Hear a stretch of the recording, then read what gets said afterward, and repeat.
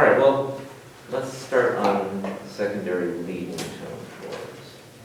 Okay, that's what I want to cover today. So we'll talk about the topic itself, and then we'll do some analysis to kind of look through that. So we already talked about secondary dominance, right? We've already gone over that. And that's the idea that you can use a chord that is outside of the key to reinforce a chord within the key. Kind of like, sometimes they call it temporary tonicization. You're temporarily tonicizing. Some people even talk about it as like a mini modulation. You know, so if you're in C major, let's say, and you decide to use a D dominant seventh chord, right? That's not within the key of C major. It's outside of the key of C major. But where that's going to resolve is to G major, right? The seventh is going to move down by step. The leading tone is going to resolve up to a temporary tonic. And we're going to get what is in essence, this one's dying. You know, we're essentially heading towards a G major triad, which in the key of C is 5. Right? So we would call this 5, 7 of 5 because we're temporarily tonicizing the 5 chord. Right? Everybody okay with that? So then similarly, we can use actually some of the same things to tonicize the 5 chord, but without the dominant function, with the leading tone function. Because those are really the two kind of strongest functions we have in our tonal harmony. That 5-1, that sol, do, you know, type of thing, or ti, do, right, that leading tone function. So we can actually even use some of the same notes here. So if I just do this chord, which is an F sharp diminished triad, right? It's just the triad itself, not. We'll talk about the seventh chords, the seventh chords, but this is just a triad. It's going to resolve or want to resolve in the same way, right? We're still going to want to have this tone move down and this one move up. And so that's going to get us to the 5. So in C major, we would call that 7 diminished of 5. In other words, the 7 diminished triad of the 5 chord. So we're temporarily moving outside of the key to get that. And where that comes from, so if I'm in G major, I'm not going to write out all the chords, but if I'm in G major, this chord, this built on F sharp, that's the 7 diminished, right? Everybody okay with that? That's the, you know, it's built on the leading tone that would lead up to the tonic. So if I'm in G major, that's how I analyze that. And if I end up here, that would be 1, so that would be 7 to 1 in the key of G. So in the key of C, I'm kind of grabbing that leading tone thing, moving into the key of C, and when I do that in the key of C, I call it 7 of 5, and then usually it'll resolve to 5. Everybody okay with that? Okay, so if I can use the triad, I can actually also use the 7th chord. So I can build, instead of just a diminished triad, I can build a fully diminished 7th chord on this. So I can take the F sharp triad and put the diminished 7th on top, and that will get me 7 diminished 7 of 5. So, you know, again, now we're taking 2 chromatic notes outside of the key. But it's more likely that you will use the triad or the fully diminished 7th chord rather than the half diminished. The half diminished would be without the E flat, right? It would be this chord, right, without the E flat on top. But it's just less often used than either of these two. Because this, you know, this chord, this fully diminished 7th chord has a lot of pull towards that G major. That the E flat actually gets us down to D, right? So if I have this leading tone going up to G, the C going down to the B, the third of the chord, the E flat also wants to resolve that way. It wants to collapse in that way. So So that gets me the full G triad, right? Whereas this E natural doesn't quite pull the same way. So it just has a stronger pull towards the notes that we want in the key. It's not that this is impossible or never used, it's just less often used because I think it's just seen as it's having less of a pull towards the notes that we want to get to. Okay, so of the secondary leading tone chords, the triad or the fully diminished seventh are more often used than the half diminished seventh, but possible. Okay? Everybody good with that? And so I can do that for any chord pretty much in the key that I'm in, right? I can use the chord built on the leading tone to take me to that particular, to temporarily tonicize that chord. So in C major, let's just leave C major. I don't really do, the one chord, but I've got a D minor triad. I've got an E minor triad.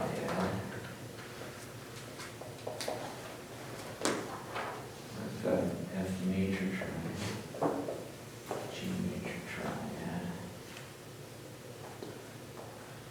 And the A minor.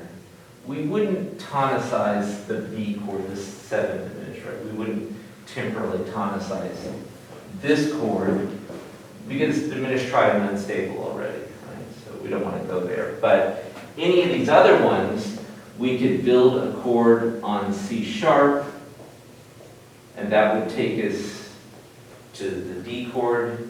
We could build a chord on D sharp, although we want to be a diminished triad, and that would take us to the E chord. We could build a diminished triad on that, and that would take us to the F chord. We were just talking about this one. That would give us a leading tone chord there. And this one, that would give us the leading tone chord there. And for all of these, we could use the fully diminished as well. So, and maybe even more likely, because these secondary functions are sort of dramatic in a way, right? Because they are chromatic, they're outside of the key. So using the fully diminished seventh tends to increase the drama, which is what we want. Does that make sense? I don't, if you understand the drama. Well, maybe we can play some in a minute, and maybe it'll make more sense to you. But actually, we tend to use the fully diminished seventh a little bit more maybe than even the triad.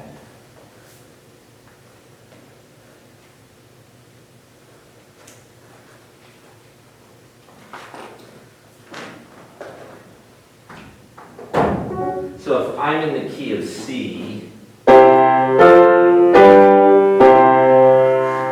I want to head towards that D minor, in other words, I want to use like a C sharp diminished, I can do that, and then I would just move along. Right, so if I did a C major triad, and then I played a C sharp diminished, just a triad, then I take that to D minor, and then I continue on. If I'm on the 2, I'd probably go to 5 next, and then resolve that to 1.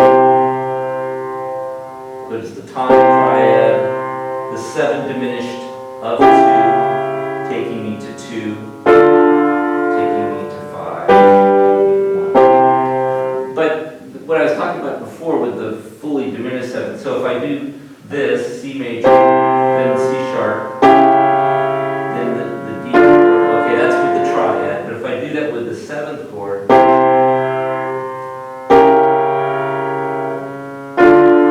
you hear that little like, this diminished 7th chord is a little more intense than this triad, right? So let me just see triad to D, or C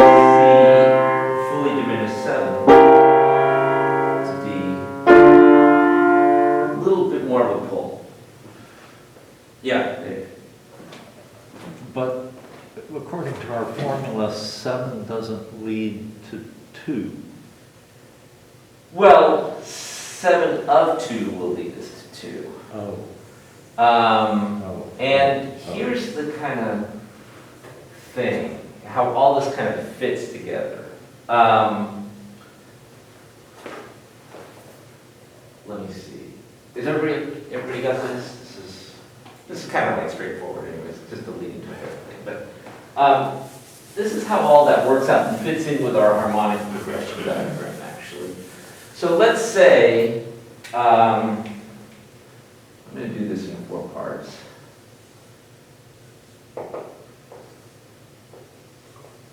I'm in C major, and I'm going to write the progression 6 to 2 to 5 to 1. Okay, and I'm going to put this in first inversion. There's a reason for that, though. Oh, and let me start off on a 1 chord, too. Okay, so this will be my C major chord, right? There we go, that's cool. Then when I go to the A minor triad, I might do something like this, right? That would be my A minor in first inversion. With the third double, actually we double the root in that case. Be a little bit better, a little stronger. And then I'm going to go to the 2 chord.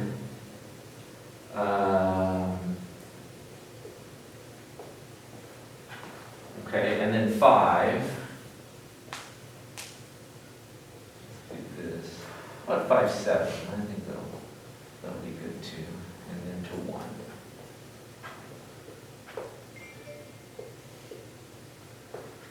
1. Okay, so pretty basic progression, right? And maybe I can play that too. So if I'm on my 1 chord, and then I go to my 2 chord, and then I go to my 1, I'm sorry, about 1 chord, I go to the 6 chord, then I go to the 2 chord, and then I go to my 5, 7, and then I go to 1. I can strengthen the approach to the 2 by using a secondary dominant. So if instead of using this 6 chord, I want to use something a little bit stronger, I can use 5 of 2. Now, the 2 chord is B minor. What would the 5 of be? What's the root and quality? Oh, the 2 chord, the 5th? What's the root name and quality of the 5 of this chord? Oh, that should be the A major chord, no?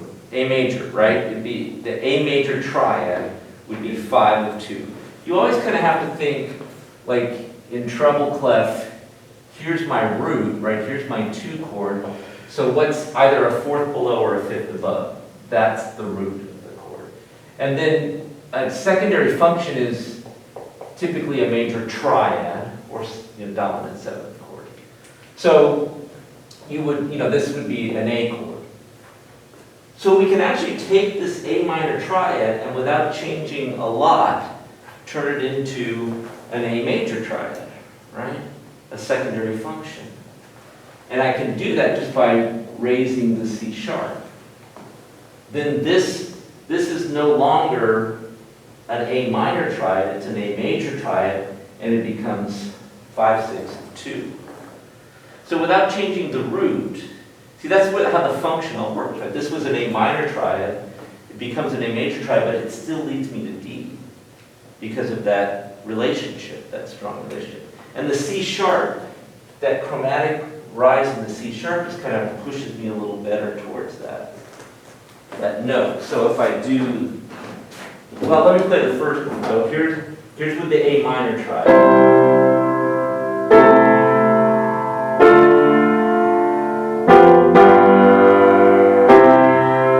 If I do it with the secondary dominant,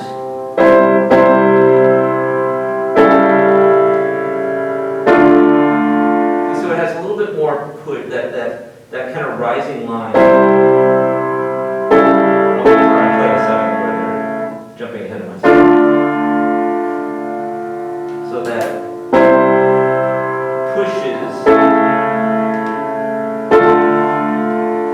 little bit better than just a minor triad. Especially since the bass note changes, right? If I did this without the C natural, the bass note stays the same, and there's not a lot of difference between the 1 and the 6 by itself.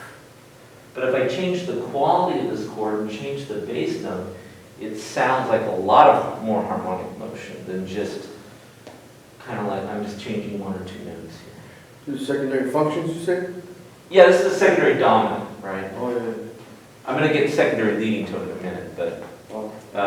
or I already have, but I want to show how this all works. So in that way, you know, I strengthen the progression. I can make it even stronger by doing something like creating a dominant 7th chord here. So if, let's say instead I decide to do that, and then this becomes 5, 6, 5 of 2, then it'll, you know, it'll push a little bit even more towards that chord.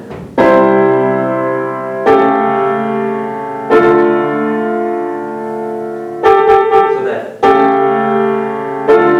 we hear the 7th resolving by step there in the alto bass. Yeah, it's just, Question.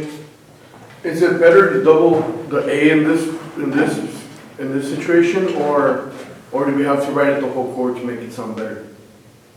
to double the A here. Yeah, like is it better to double that A, the root note, or is it better to just write it the whole chord? I was just thinking about the voicing, like I wanted to end up with the 3rd here, Oh. so the 7th has to be here. Oh. If I did something else, like I think what you're thinking about is doing something like this, right? That would still be a 5, 6, 5 of 2, but I'd have to resolve the 7th in the soprano instead of the alto voice. And I didn't want to change the voicing of this chord. I didn't want to change my approach there. So that's why I doubled the A there. And remember, you can do either one. You know, it's not a huge deal to omit the 5th and double the root in a dominant 7th chord. In fact, it's quite often done. Particularly for the, you know, this reason, like I want this voicing, so how am I going to get there? This way, not the other way. So that's why I did that. Okay, so that's how that's one of the ways I get to the 2 chords is through secondary function. But if I, let's see, I think I should do this better. Let me do this in bass clef. Okay, so let's say, you know, here's my 2 chord, and I've just been using an A dominant 7th to get there, right? So A7 to D minor. And this A7 has a C sharp, right?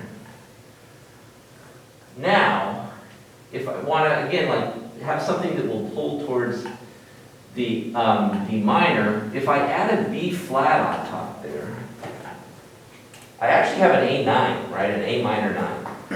That's what I call that chord.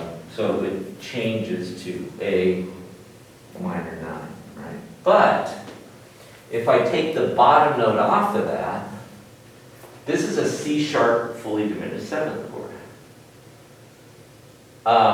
And that's 7 diminished 7 of 2, right? That would be our fully diminished 7th that would take us to D minor. Uh-huh.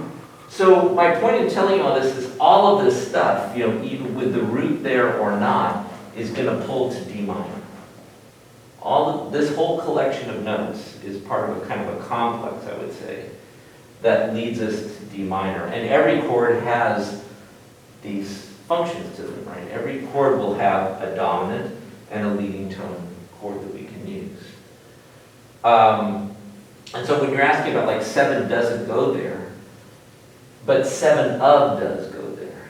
Does that make sense? Yes. Because we're exploiting the relationship of this A minor 9th in a way to get us to D minor.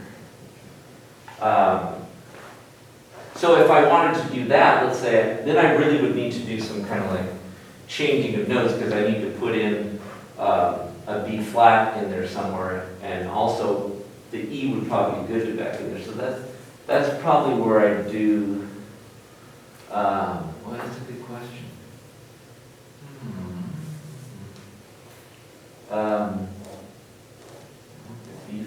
there. I could put the, yeah, this is not ideal, but it would work. And then this chord would not longer be this, but it would be 7 diminished 7 of 2, taking us to 2.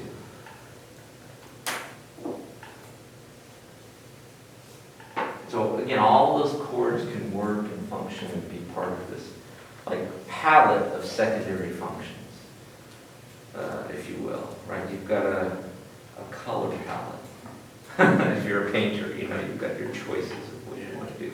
And you know, chromaticism in music is sometimes allied with color in painting.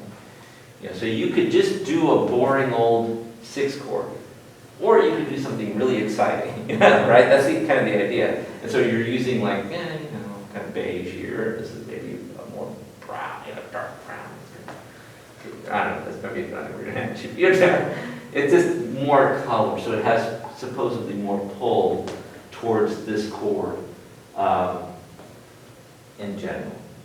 And that's the idea behind the secondary leading tone chords. It's another way of emphasizing this approach to this chord. And I just wanted to mention in the book, so they have 2 chapters, secondary functions, right? Secondary functions 1, secondary functions 2. And principally in secondary functions 1, they talk about secondary dominance. And then in secondary 2, they bring in the leading tone chords.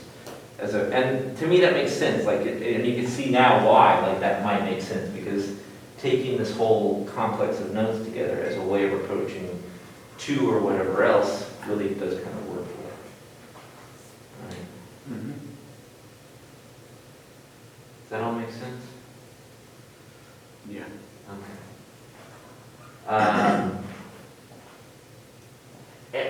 Another thing I should mention, so with secondary dominance, with secondary leading tone chords, the same rules of resolution apply, right, in terms of voice leading. So if you've got a 7th, the 7th should resolve down by step. You know, if you've got a leading tone, that should resolve up by step. You don't want to be leaping away from those kind of critical resolutions in either 7th chords. In either the dominant 7th or the leading tone 7th, those things you want to make happen. Okay? Everything else can kind of like fall by the wayside, but that really shouldn't. Although what I would say too is, since remember in the A dominant 7th, the G, that was our 7th and wanted to resolve down like this, I would probably feel more comfortable doing this kind of a resolution. So that, again, that G does this. You know, all those things pull together. So that when we resolve that chord, all the tendency tones go in the way that we would want them to go. So we have the C major triad, then we hit the 7th, then we go to D minor, then we go to our dominant.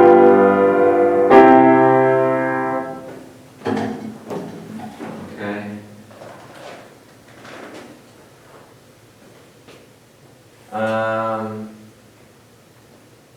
Everybody good? So what you want to know, you know, is how, just like I was talking about with secondary dominance, how do all these chords function in different keys? Like have that, again, maybe that color palette is a good idea. And what I would say would be, you know, an example of that is, let's take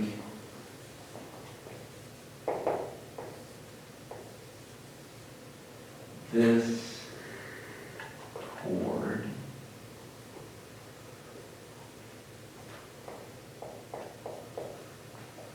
What is that chord? D, B, F, and a G sharp. Those are the notes that are there. Okay, so it's a G sharp, G sharp, fully diminished 7th. Right. So if we take the notes and line them up into a root position chord, right, we would get G sharp, B, D, and F, and that would be a G sharp fully diminished seventh. Mhm. Okay? And we can recognize fully diminished sevenths, I should mention, like, they're collections of thirds. I think that's the easiest way to think of them.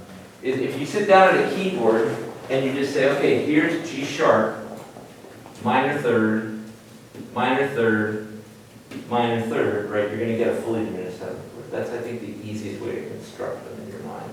If you're trying to figure out what a chord is or how to construct it, think about the keyboard. That's, for me, that works really well. So this is a G sharp diminished seventh,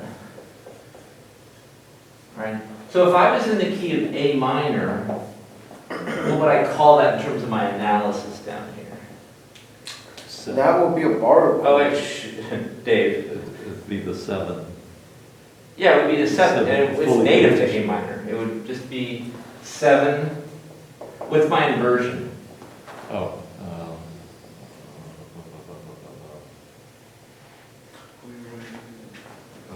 Second, or first. First inversion, yeah, so 7 diminished, 6, 5, right? In A minor, that would be the leading tone, the seventh chord, the leading tone chord of A minor, right? If I'm in C major, what would I call it? What would it? No. Can I try? Well, wait, no, don't try it. If this, now this is a secondary function. It's going to be a secondary function. Oh, it's 5 of 6.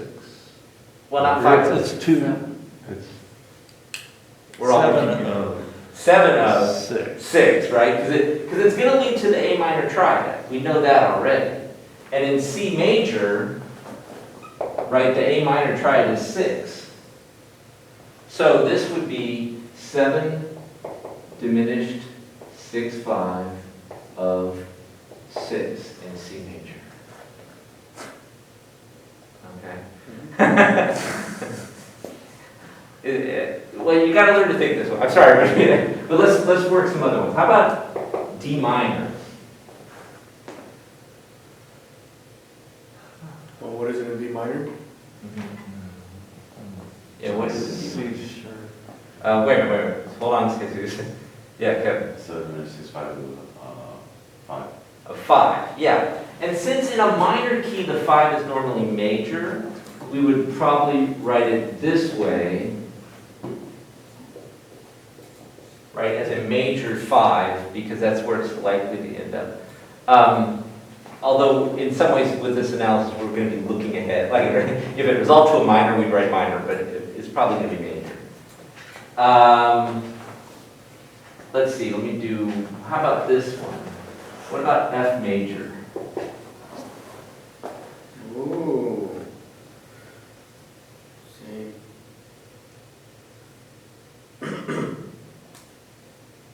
Go ahead, Jesus. Of 3. Of 3, right? So same thing, 7 diminished 6, 5 of 3, and in a major key, the 3 is a minor. So you get the trick, right? You know, it's always going to resolve to an A, always. Which is And the two? so you just have to figure out what is A in C major, what is A in D minor, what is A in F major, and that will tell you where it's going to go. What about the 2 chord? What if the A is the 2? From what key? Well, in what key is the A the 2 chord? It should be the G, right? It should be G. Good, yeah. So Right, if you- I was tripping because I was like, I know it's G, but the G sharp, you know, it's just the alternating note, right? It's just the note that's... Yeah, no, it's definitely weird to have a G sharp in the key of G, but we're talking about chromaticism. We're talking about introducing notes that are not in the key. And that's the same kind of example I was doing in C major. That was C to C sharp, right? That was the bass line. Well, this would probably be G to G sharp, and then move up to the A, the 2. So it's kind of like a web of relationships, right? You know? And it's true, if you poke one part of the web, other parts move, you know. If you change this to a C sharp, it's going to change the context, you know. But that's kind of I think the cool part about all this theory. You just have to know where it goes. Okay, how about whole new thing, right? Let me actually do a new one.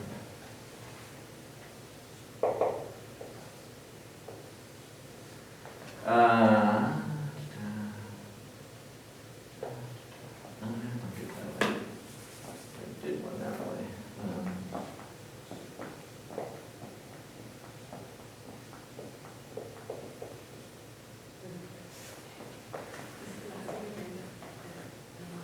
So first of all, Sorry. figure out what that chord is.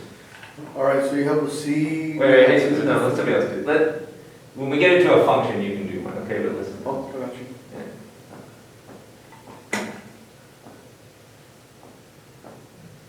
It's a- Start trying to stack, it's- oh, It's an F sharp, fully diminished. F sharp, yeah, F sharp and A are already in a line, right? Right. If we put the E flat up here, let's say, okay, and then we take the C, F sharp fully diminished seventh. And, you know, you have to kind of like those games, right? You have to juggle them around and put them in different positions. Hopefully you end up at a point where you're like, that's an F sharp fully diminished seventh. That's a G sharp fully diminished. That's a G dominant, whatever. You know, like you start to like, these names start to pop into your head as you see this collection of notes. But it takes a lot of fluency. It takes a lot of working with those structures to make those realizations. But that's kind of where you want to be. Because the first thing is figuring out what this is, right? So if this is F sharp diminished seventh, then cool, now we know that. Because the next step is like, well, this is kind of simple. What is that then? In the key of G minor, what is that? I'm sorry? In the key of G minor, what is this chord? What's the Roman numeral analysis? There's 7 fully diminished. Yeah, 7, it's just, It's also, this is the 4/3. what's this, okay, 4/3, yeah. That is just the 4/3, right? Okay, it's the second inversion, the C is in the bass, so it's a second inversion 7th chord. And in the key of G minor, if I want to, like, here's my key of G minor.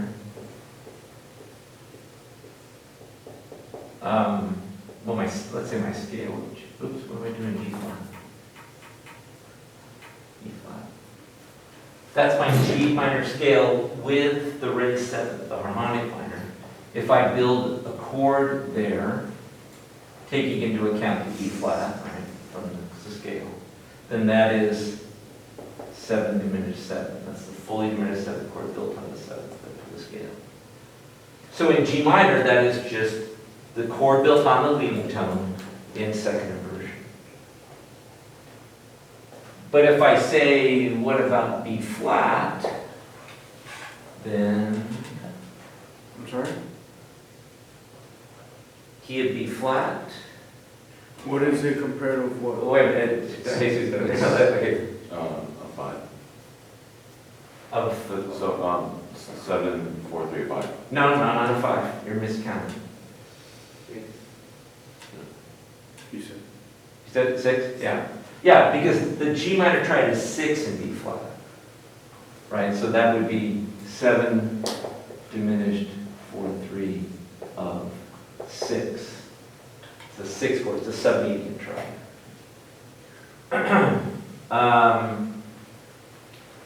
What about F? So it's always going to go to a G minor triad, right? That, well, always. 2, is that what you're saying, Connie? 2, yeah. So it'd be 7 diminished 4/3 of 2. Okay. What about, let's see, another good one.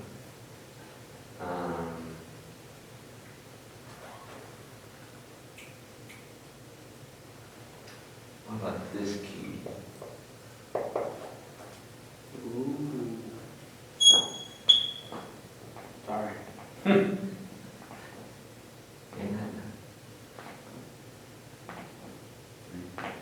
3, yeah. So 7 diminished 4/3 of 3. So you can see the relationships, right? That it's always the leading tone up. And so it's not, if you want to, like, what is 3 in E flat? It's a G minor triad, or it's G. What is a half step below? F sharp. That's, that's how I'm going to get there. So if you were, let's say you were writing a piece and you wanted to use a secondary leading tone chord, here's the chord I want to tonicize, here's the chord built a half step below, boom, it gets me there.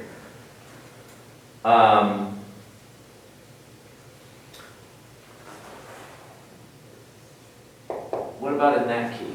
In what key? G major. Oh, that's interesting. In the low key? It's. Go ahead, Dave. The one, it's the time chord, it's the one. No. I mean, it is tonicizing the 1, yes. But, It's this. Question? 7-4-3. Is this considered bar chord? yes, that's what I was actually going for. Okay, yeah. So, that's well, we wouldn't even say that, Dave. We would just say this is 7-4-3, right? But it would be a borrowed chord, because it would still function, in both keys would function the same. But the E flat is borrowed from the G minor. So that bringing the fully diminished 7th chord into G major, we're borrowing from the minor chord, or the minor key. So I just throw in a little, borrowed chord review in there. And all these can function in that way, right? Like, some people even talk about secondary dominants as borrowed chords. So if you're in C major and you take the D major 7th chord, the D dominant 7th chord, you're borrowing that chord from D major. It's a little weird, but it's not the way we use to talk about it in harmony, so don't use that terminology. But So where did you put like the little BOR point? No, it's if you're analyzing a piece in G minor and you see this, you know what that means immediately, right? You go, boom, it's a fully diminished 7th chord built on the leading tone. If you're analyzing a piece in G major and you see the same thing, you say, okay, well, this means fully diminished. That means the E flat is present in that chord. If the E flat wasn't there, it would be a half diminished. And so, again, this is why I've tried to drill into you all the idea of be very accurate about what you're writing, right? Make sure because the difference between, this, which is the native chord to the key, that would be with the E natural, that'd be the half diminished 7, built, the key, or this, is, see, I want to say it's huge. Maybe you don't think of it that way, but I think the difference between those chords is really, it's great. This is the fully diminished, now it becomes a borrowed chord. Now it has more of that pull towards, it has more of those tendency tones to pull it towards the resolution chord. And it's going to sound different in the key of G major. It's going to sound more startling because you've now brought a note from the minor into the major key. So you just have to be very careful. What this notation says is that in G major, I'm bringing in a fully diminished 7th, which is not native to the key.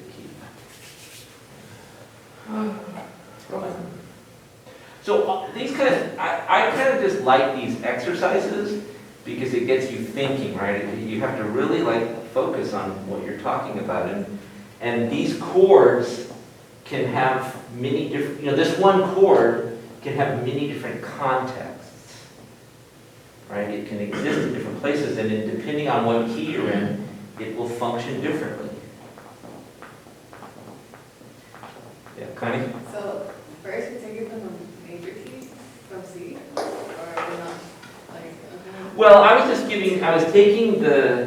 taking first with the minor key, because a fully diminished 7th is kind of native to these minor keys, right? But A minor and G minor, it fits in with those keys, right? It is the 7 diminished that comes from the key. But then so that's just kind of the starting point. Then I was applying it to these different major keys to just show how it could function in those other keys. So the first chord that we started with the grand staff. This one, you mean? Well, because you didn't put a signature on there, so I'm confused from that. Is that from C major or no? This one? Yeah.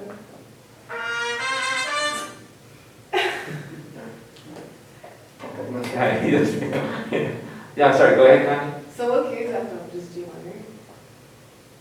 I'm just confused because you don't put any keys, just put the grass staff. Like, you know, is that from C major? Like, you know what I mean? This, I had just, I would say it's keyless at that point, you know, if I had to call it something in C major, C major, it would actually would be something different, you know, I would call it 7 diminished 4/3, diminished 4/3 of 5, because it's gonna lead to G, right? So at C major, since G is 5, it would be 7 diminished 5.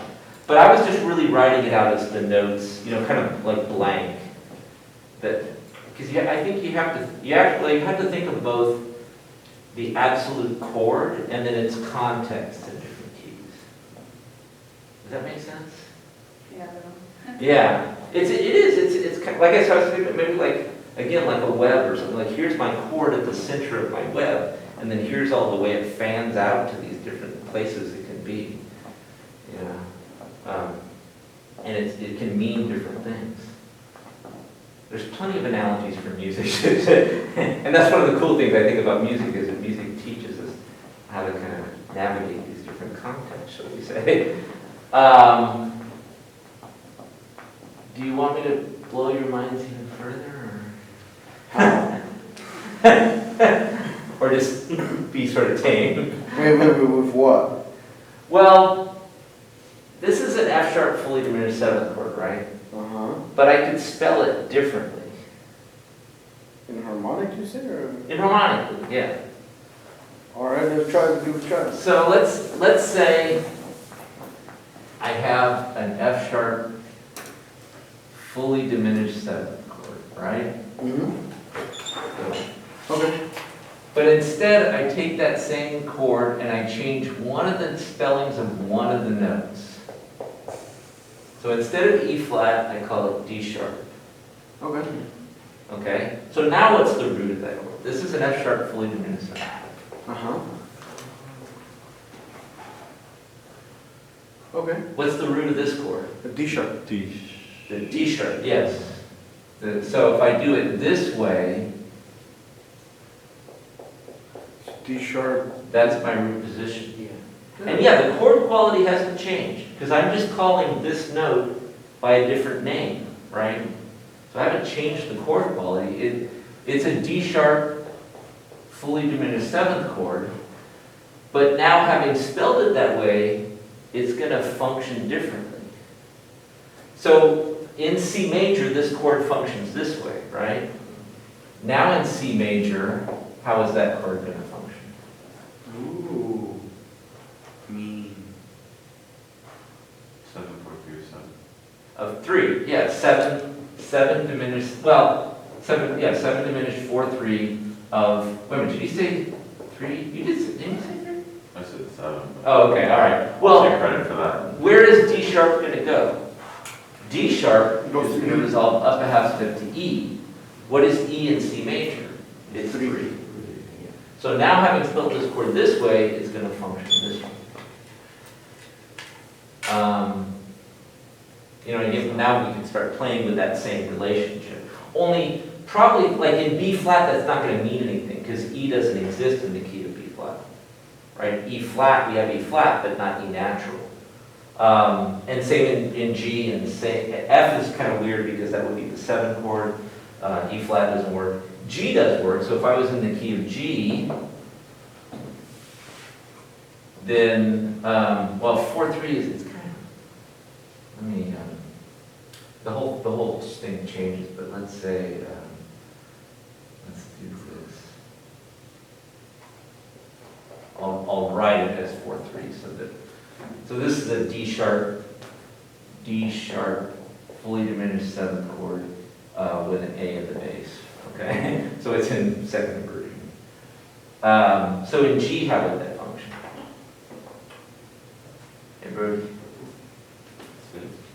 6. So now it's 7 diminished 4/3 of 6. Because E is 6 in G major. And it would lead to there. So every fully diminished 7th chord can be spelled in multiple ways. And this is something you'll get into in Harmony 3, those of you who are going into Harmony 3. We'll start talking about inharmonic spellings, these chords. So you can see how this might be used to modulate or to tonicize something that's not native to the key temporarily. So these spellings are, fully diminished 7 chords are really interesting. They're very flexible. Do you have a question? Yeah, I wanted to know, just with those same notes, how many different chords you can make? Well, it depends on how far out you really want to get. It's okay if I erase this? Wait, picture. Okay, take a picture. Alright, picture, okay, probably.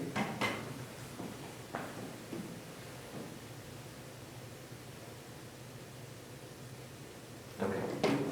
Yeah, 'cause there's, all right, so, like I said, it kind of depends on just really how far out you want to get. You know, if you want to use double sharps and double flats and things like that.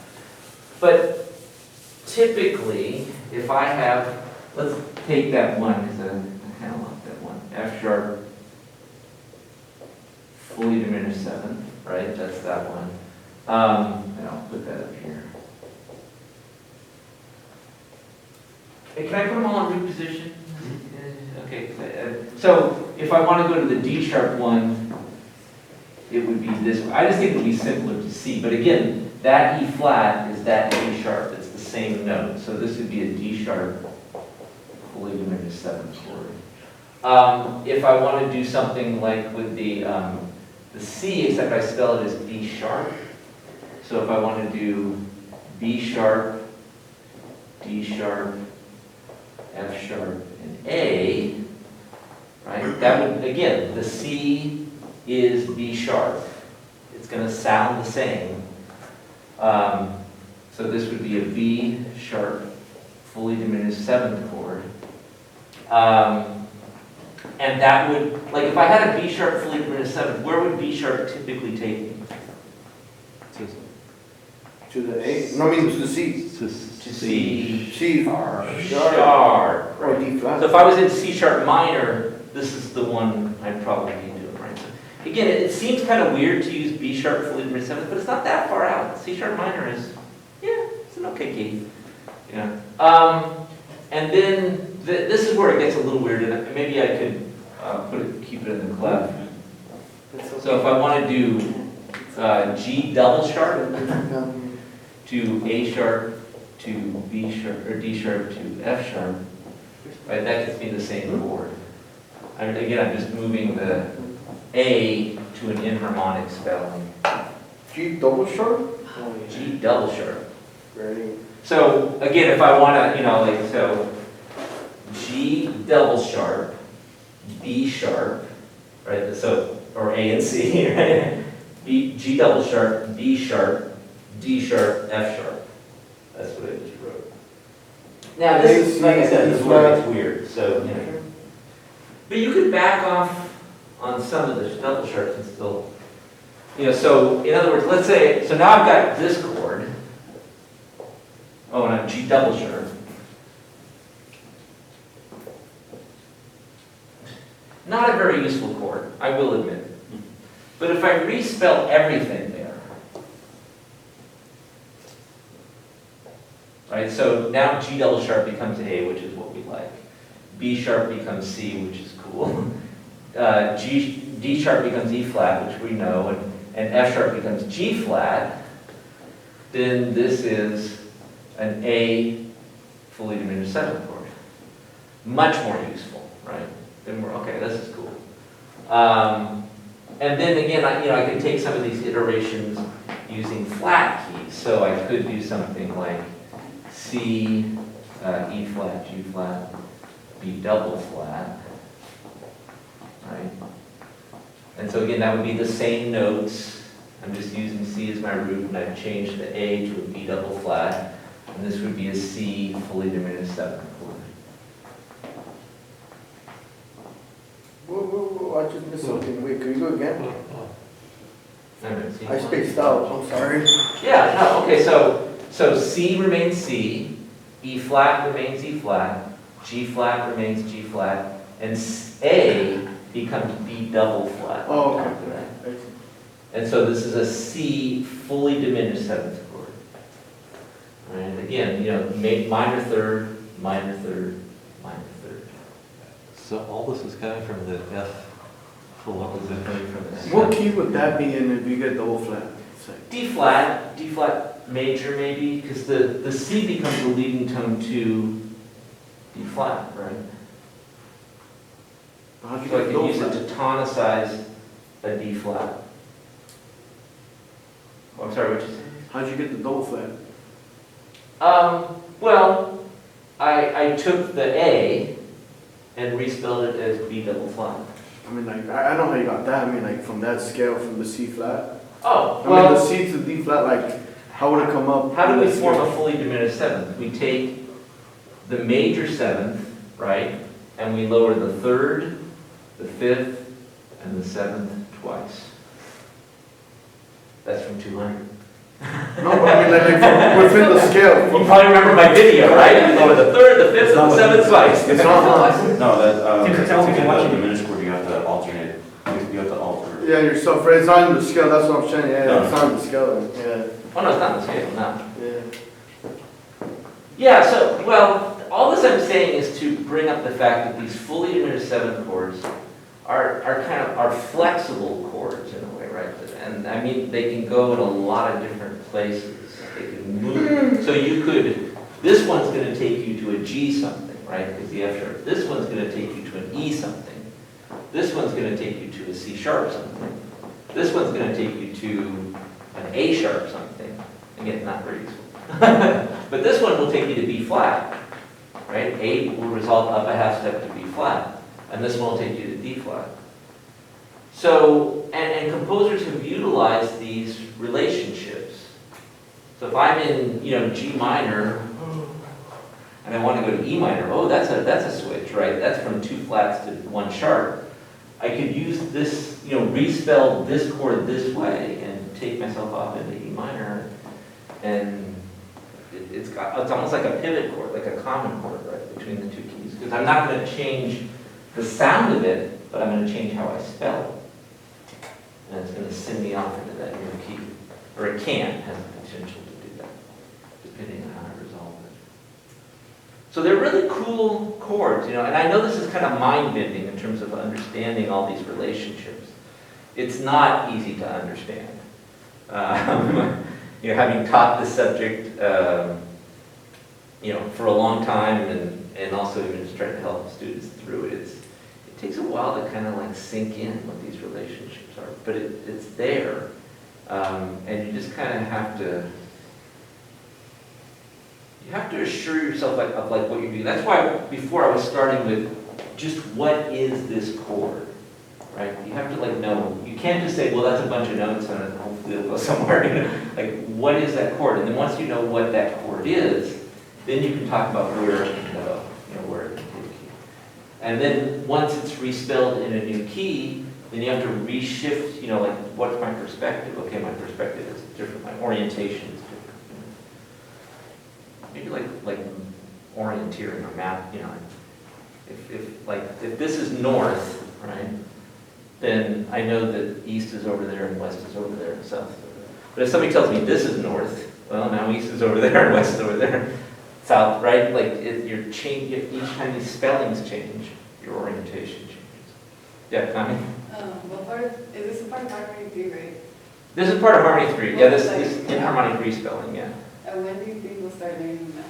Because I'm still trying to engraving the other secondary links and all that. Well, harmony 3 will probably start off with borrowed chords. Did you guys get enough borrowed chords in harmony 2? Just kind of at the end, right? Yeah. It's kind of like boom. Yeah, okay.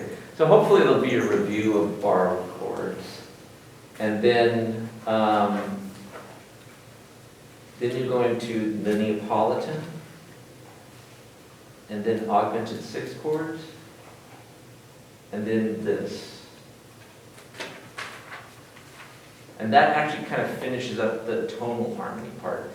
There's also some 20th century techniques like 12-tone music or polymodality in harmony 3. the problem is, there's so much material to cover. Well, not problem, but I'd say that different teachers will take that differently and teach that part of it differently. Because they're just, part of it is supposed to include a kind of survey of 20th century techniques. And then there's so much material, the question becomes, what do we focus on? You know, like, are we gonna do 12-tone technique? Are we gonna do pitch class set theory? Are we gonna talk about polymodality or polytonality or polychords or extended tertium harmonies? You know, there's just so many things that different teachers will focus on different of those topics. They're, yeah, at the back of your book, you know, essentially, right? They'll, because there's too much to cover in one thing. So, but this is all, this is kind of like the end point of basic tonal harmony. So, Connie, to get like more, I mean, for one thing, these spellings should all be kind of familiar to you. So if you could drill yourself on that, like you could just write them out by hand, you know. What would an F sharp fully diminished seventh be? What would a D sharp fully diminished seventh be? What would it? Just start with a, pick a note. If I have, let's say E, how would I build a fully diminished seventh on top of that? No, I understand, yeah. Okay. Because I keep reading your videos from 201. Okay. Because they're so clear and hard. Yeah. Yeah, it's just the, if I'm right explaining that kind of confusing right now. Well, this is where I was, the other thing I was going to say is piano, you know, and I know, you know, like, but if you sit down at the piano and you say, okay, here's E, a minor third is G, a minor third is B flat, a minor third is D flat, that's my E fully diminished seventh, right? You keep it on the piano, and then think about how I can put that in inversion, or, you know, move the notes around, like, again, like I was talking about juggling the notes. I think seeing it on the keyboard is really helpful. So if you can plunk it out on the keyboard and then move the notes around visually, I think that helps. So you might want to try just sort of playing with it. But when you move the notes, how do you want to respell them? You know, how does it look to you? So it's different. I think that helps. Do you have a quick? Yeah, so, I don't know what clicked, but something just clicked. Couldn't you also just think of these as just different spellings of just a simple fold nudge? Like, just taking, you could technically, you wouldn't have to get a corresponding note from one of these. You could just say a double sharp and build a full diminished chord over that. Yeah, sure, yeah. Yeah, you don't have to, well, you have to recognize both the chord and the relationships between the chords. Because I know the way we're doing this is it's kind of like you get the C diminished seventh from Yeah. the F sharp diminished seventh. So both thought processes are correct in their own right. It's just depending on the process that you're going through and what relationship you want to go with. Yeah, Okay, it really is, yeah. Again, like thinking, because you want to be able to think, I think in both modes, like you're talking about, I think, you know, or as many as you, even as many as you possibly can. Got it. Because they will all help you to approach that topic. If you're looking at a piece of music, like when you first sit down with a piece of music to analyze it, let's say, and you're trying to identify the stuff, the chords that are there, I think one path, like looking at it just like this is too narrow, right? You have to kind of bring in all your experience onto the page and say, okay, all these things I know, what is that, right? Does that make sense? Yeah.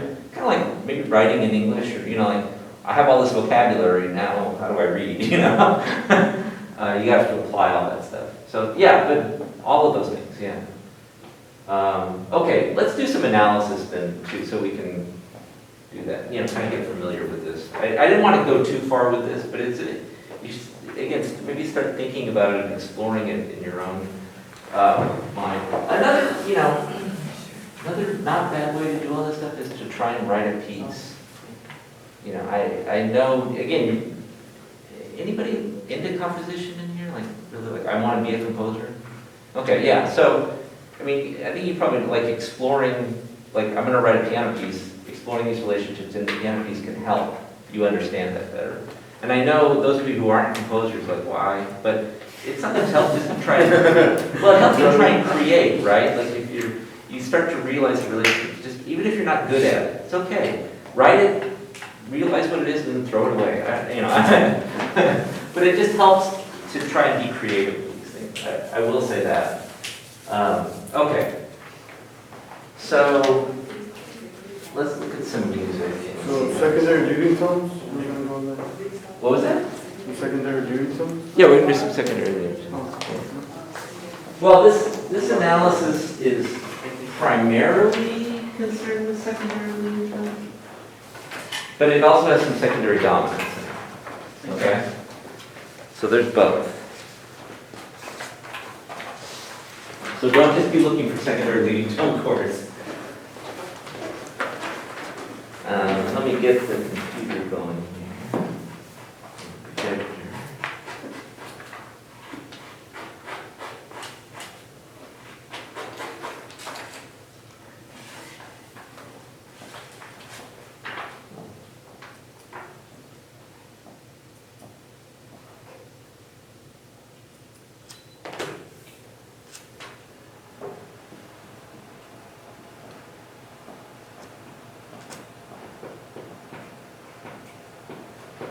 Okay? So, you know what my first question is. Right? What key is it in? There you, yes, what key are we in? Because again, that's the context, right? We're going to analyze everything within a context. So, If I had to guess, it's D flat. you have to know. Is B flat? The key signature looks like D flat. Oh, D flat. But there is. Okay, Jesus, let Maggie else. What is the F flat? Why does it have like 3 flats and it basically a class? Oh, this is a good question. I sort of forgot that was in there. Okay, well, let's ignore that for just a minute, okay? Okay, hang on. Let's figure out, this is the piano part, Okay. okay? So what key are we in?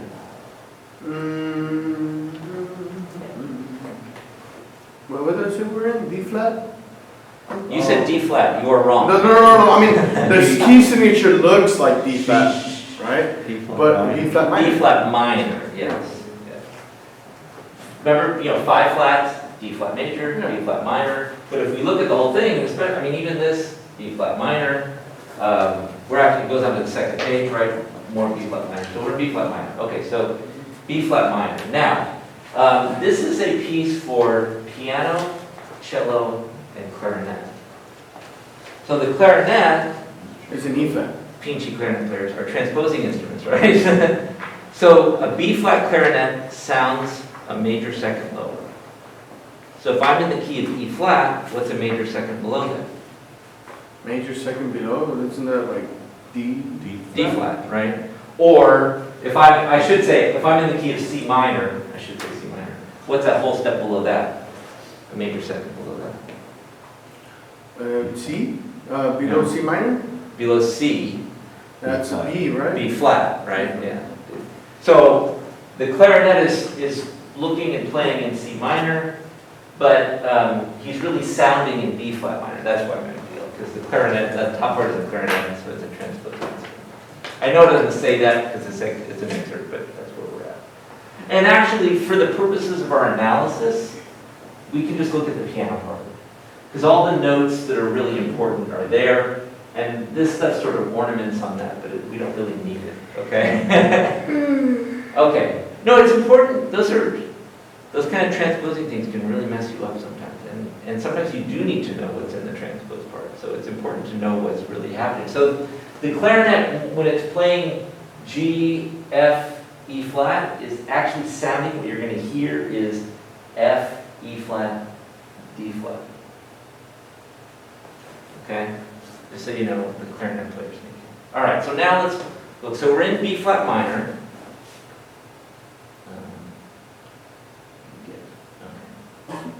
So we're in B flat minor, so lowercase b with a flat, that's our key. Mhm. The first chord here is, B flat. No, my bad. There's a B flat, there's a B flat. The B flat, yeah, it's B flat. B flat, yeah. Minor. So what am I going to call B1. One, yeah. Minor one. it? Okay, now, not Jesus. What is the second chord? Uh,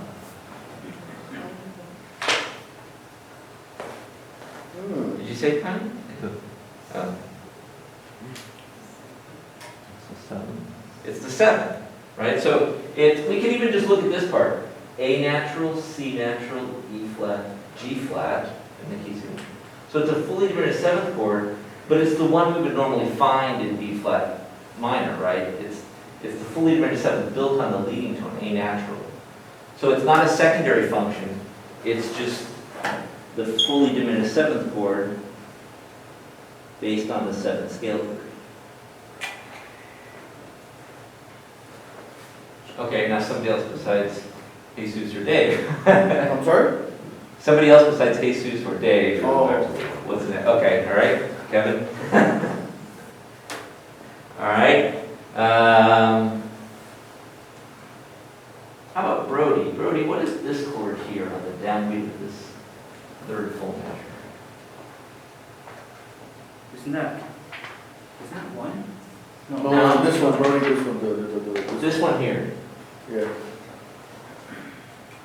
F, A, C.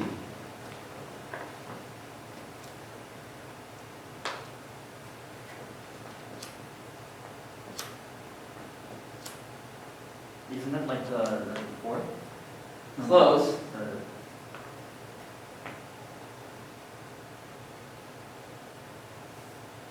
No, it's the third. No. Now, B flat, C, D flat, E flat, F is our 5. Okay, so it's the 5 chord. Okay. And it's in, all these are in root position so far. They are? Big one's very boring so far. Magdiel, do you want to take a crack at the next chord? Or? Well, let's figure out first, what is it? Like, what's its root, what's its quality?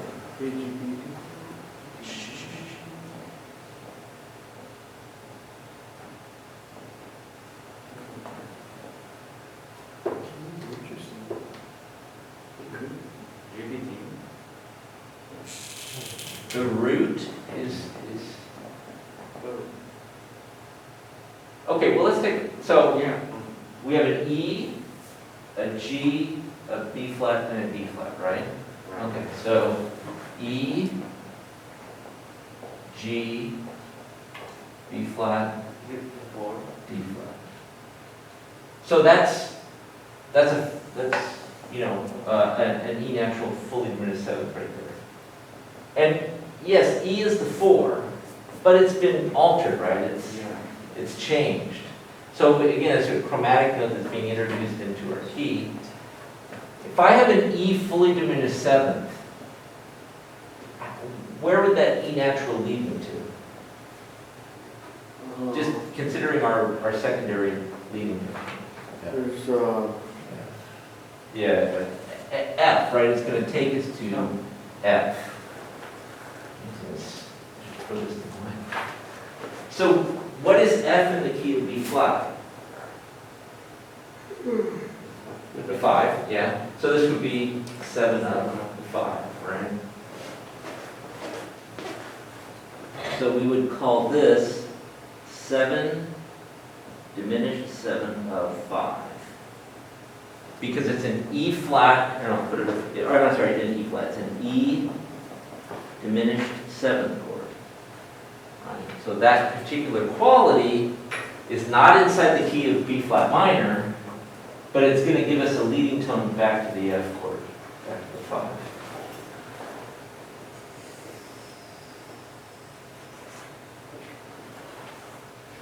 Okay. Moving on. Connie, what do we have here? Right here.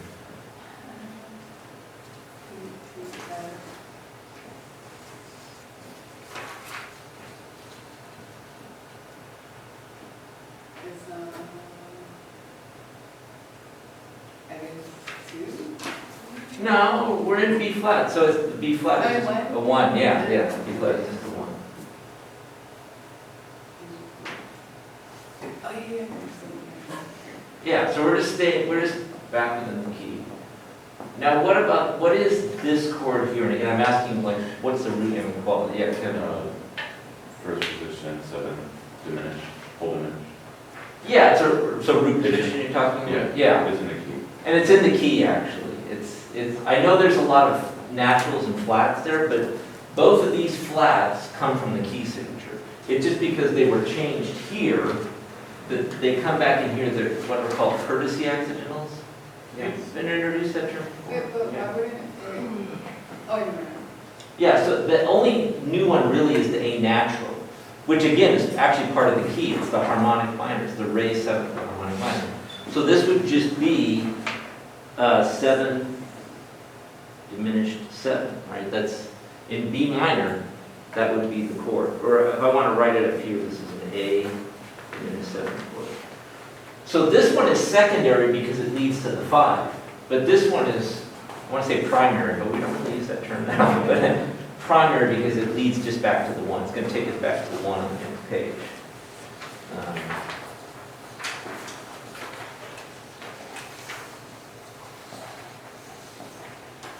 Let me just, then we're at 1. We're still, I'm just going to put the B flat over here so that we know what we're talking about. Okay. Now, we'll start, in this measure, Mm-hmm. okay, we're going to have 4 different harmonies. Just so you, I mean, everything changes every quarter, and I know before it's like changing every half note, but things are moving faster at the cadence here. So, on the first beat, what is that chord? C minor. Diminished. C 7. It's a 7 chord. It's C. What do you know? It's C. Just C. C7. Just stop throwing out stuff. It's just a C. C minor 7. Make dominant 7. No, it's just minor. Still haven't heard the right word yet. E. C. C is the root. Yeah, C, E flat, G flat, B flat. Okay, you said the notes correctly. Is that a C dominant 7? No, it's a C minor triad with No. a minor 7. Okay, yes. It's just What do we call that? It's a 7 diminished chord. No. 7 A diminished. diminished diminished. triad with a minor 7. What do we call it? Minor. Half diminished. seven. Yeah, half diminished. And that is the 2 chord that is native to minor keys, right? In any minor key, the 7th chord built on the 2 chord is a half diminished. Everybody, yeah? Let me just, so 2 half diminished. This is 6/5 because the E flat is in the bass. Mm-hmm. Just as a side note here, right? So if I'm in, let's say, A minor, and I build a chord on the 2, which is B, right? So A, B, right? This is a diminished triad and a minor 7. So this is a 2 half diminished 7. In any minor key, the 7th chord built on the 2 is a half diminished. As long as it's within the key, right? It's within the key, yeah. But the next chord is not within the key. That's a 7 dominant. That's, well, it's a, what is it? C dominant. A C dominant 7th, yeah. So how would that function in the key of B flat minor? In the key of B flat? B flat It minor. will be the 5/7 of 5. 5, 7, and 5. Yeah. It's a C dominant 7th. We have C, E, G, B flat, right? And these are natural notes, the E natural and the G natural. So now it's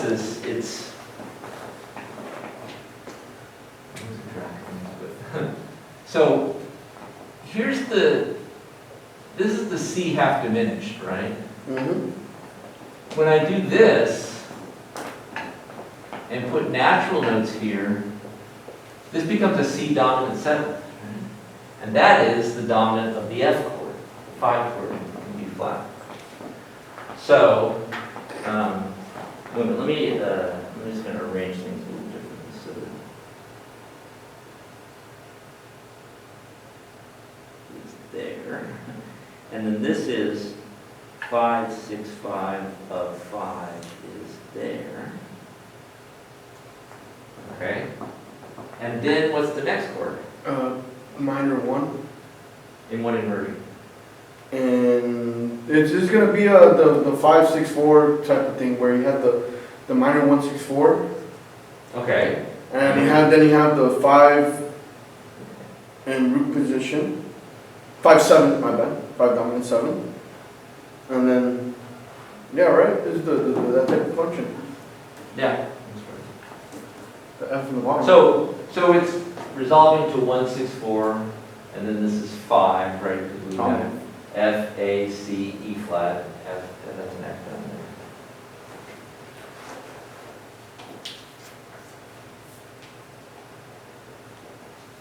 there. This looks good. Is right. Because now, one point before we move on. So we have this kind of like normal, like 2, 5, 1 progression, right? That's pretty normal. But inserted in there is this secondary dominant. And Beethoven creates that by like altering the notes of the 2. Just kind of like what I was talking about at the beginning. Remember when you asked about like how does this lead to that one? So both of these can be thought of as like 2 chords, right? They're both C chords of some kind. This one is the one that's native to the key. This one is the secondary function key. And then it resolves to 1, 6, 4. Now, I know, when I've talked about the 1, 6, 4, the cadential 6, 4, you can think of it more as just a delay of the 5, right? So we've talked about this kind of combination that the book uses. So really the 1, 6, 4 is not, so in other words, we've got 5, 6, 5, and 5, and we think 5 would come next, right? But what comes next is 1, 6, 4. And the 1, 6, 4 is just a substitute or a delay of the 5 that we're eventually going to get. Does that make sense? Yeah. So it's okay to resolve a 5 of 5 to a 1 as long as it's a 1, 6, 4. Right? Because the 1, 6, 4 is just, it's almost like a substitute for the dominant itself. And we know it's going to get to the dominant eventually. So all that harmony is, here's our half diminished. And then when he brings in the secondary functions, and then our 1, 6, 4, our dominant seventh, and then this.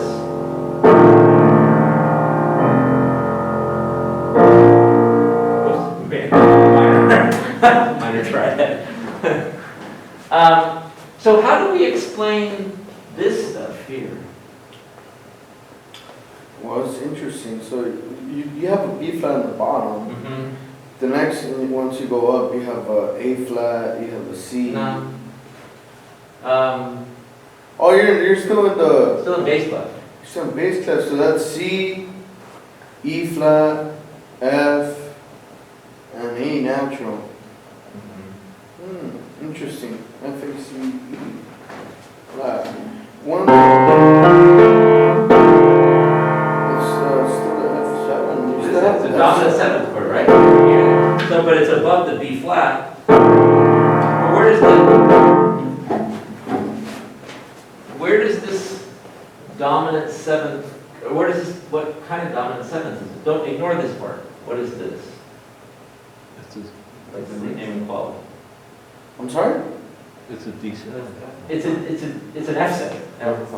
It's the dominant seventh. Yeah, it's the dominant seventh. It's the dominant in this key, right? But it's above this little cadential formula in B flat. So, but it's held over. Yeah. So it's kind of like a retardation, right? Only of the entire harmony, not of just one note. Remember, our retardation, we usually involve one note, like one note's held over and then resolves up by step. Here, the whole harmony is held over and then resolved up by step. And this is a not uncommon Beethovenian trick. So, in other words, you would normally you would want to hear, let's say, here's my 2, where am I at? Yeah, so here's my 2, here's my dominant 7th, here's my 1/6 and here's my 5/7, and then you just want to hear this, right? But instead of that, you get 5/7, and then you get 1, but not quite, right?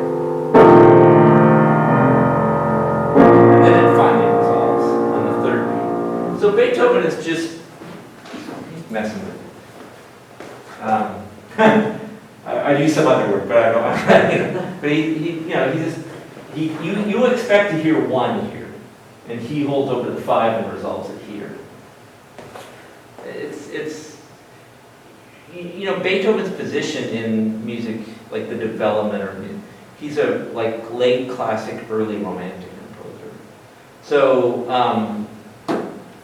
Mozart did a little stuff like this. Beethoven took that further. Or Haydn did stuff like this. Beethoven took that a lot further, just regularly did these kind of deceptive, weird kind of things. Okay, everybody okay with this example? What have we got next? Oh, yeah, let's look at the Chopin.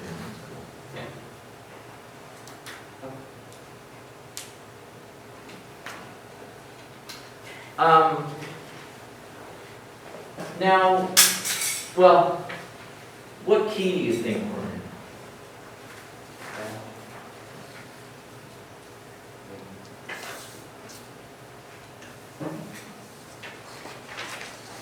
Oh, we're in Chopin? Yeah, Chopin. Oh. Just, let's look, I actually want to get to the last one, but let's see if we can look quickly at the Chopin. Well, there's one flat, right? It's either F major or D minor. But it's interesting, there's an E flat, but there's also That a is B natural. So it's D minor. I don't think so. Well, there is C sharps too. I don't know, my name's music, man, it could be both. But there's sharps and flats. Well, I said at the beginning, this is an excerpt. So if I just showed this to you and said this is an excerpt, can you really take the key signature as like the literal truth of this? No. Not right, because it could be measured, that could be measure 100. It could be measured, we could have modulated 5 times already. So then, yeah, you can look at the key signature and sort of, but what harmonies are happening here? What do we see in terms of happening harmonies? So C flat. I see a lot of B flat stuff, yeah. I see, B flat major triad here, C minor triad here.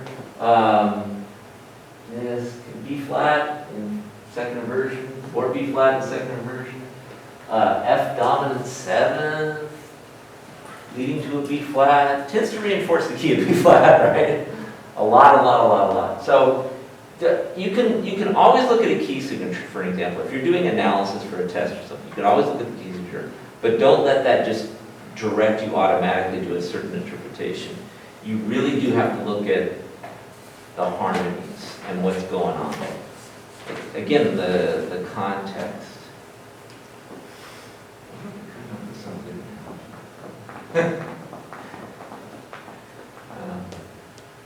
Okay, so we're in B flat. So actually, and this is all pretty much just B flat stuff, by the way. This is, I don't really want to even get into that. But here, we start getting some stuff that's outside of the key of B flat, right? Like the F sharp, definitely not part of the key of B flat. So, but let's tell you what, let's start here. We'll just kind of get into B flat. So if we're in B flat major, this is a 1 chord, and then what is this stuff here?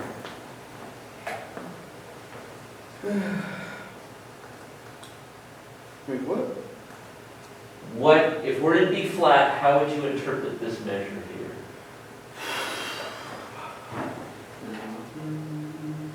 In terms of harmonic analysis. 4, yeah.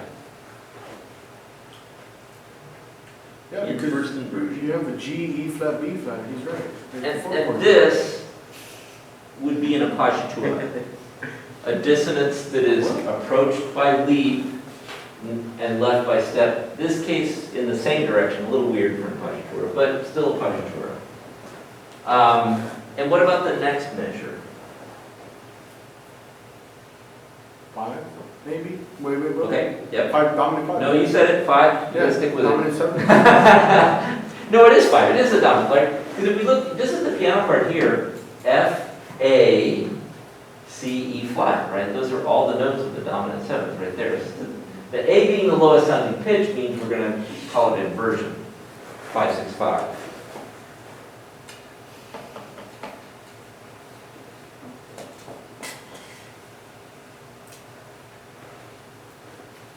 Okay, now, what about this next chorus? You don't, you can look at the top part, but again, remember, think about like non-chord tones and stuff like that. I think the harmony is really happening here.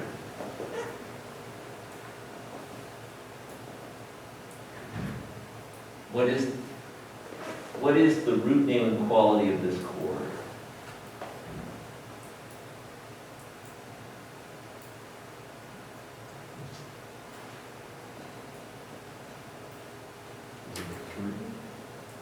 I'm sorry? A 3? Well, it is built on the 3rd scale degree, yes, but it is, yeah, so what is the root? What is the letter name? D. D, okay? And is it a major triad or a minor triad? Major, so D major. So D major in B flat, you know, is off, right? It's outside of the key. So a D major triad would tend to reinforce what? It's not a leading tone chord. What is D the dominant of in B flat? The D, the dominant, is G. G. And what is G in B flat? The 6th chord. 6. So this would be 5 of 6. Okay, and since it's in first inversion, you'll actually say 5, 6 of 6.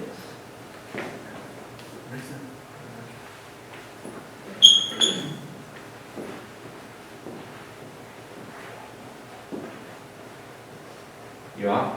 Yeah, I gotta go get a contract. Okay. Okay, that's it there. Oh, shit. That's right. Secondary leading tones, we didn't go over. Are you gonna record it for next week? Or, Yeah, record it, yeah. Are we having calls next week? No, not next week. No, we're done. Are you sure? We did cover 6 songs a lot. Okay, now, so this chord is a D major triad. Its normal function would be the dominant of the 6th chord, right? However, Chopin does not give us the 6th chord in the next, right? So there are times when you will be like, you know, offered a resolution and not get it, like a deceptive resolution. And this is one of those cases. So, what is this chord? Again, root name quality first. What is it? B. It's a B chord. What's the quality of it? The root is B. You're right. Maybe. So if we look at B is the root, so let's start with that. It's a full diminished.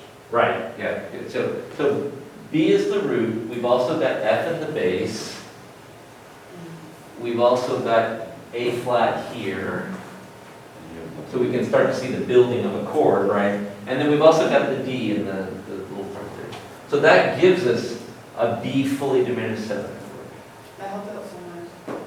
I'm sorry? That helped out so much. Okay. No, I know. But you have to do this on your own, like, you know what I'm saying? Like, Yeah, you have to yeah. think and spell in your head or whatever, but yeah. Okay, so now we have that.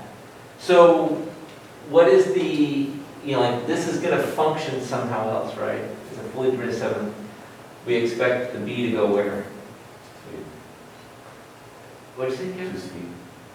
To C, yeah, or the 2, right? So a half step up is C, right? So we would expect that chord to resolve to C. Let me do this.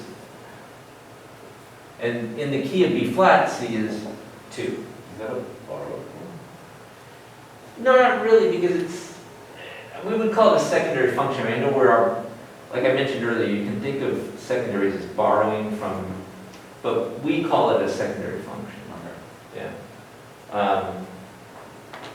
So this would be 7 diminished 4/3 because it's in second inversion.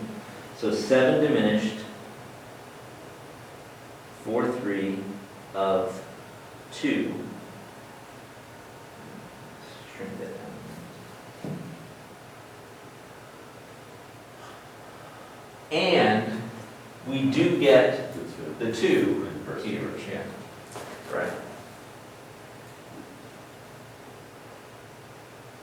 So again, like Beethoven, Chopin is just sort of messing with us. He gives us this secondary function chord, but then slides away from it with a little chromaticism in the bass to eventually end up on the C minor.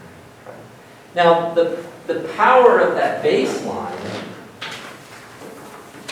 there is a certain logic to this. Why did I have the Chopin?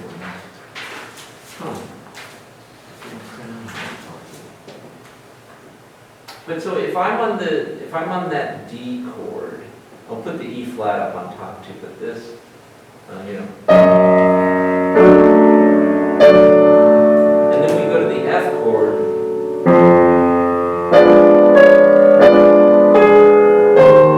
So that bass line going does have a certain kind of logic to it, I think. But you could even say, this is a little tenuous, but this chord, right? If I take this chord, let me put it up here.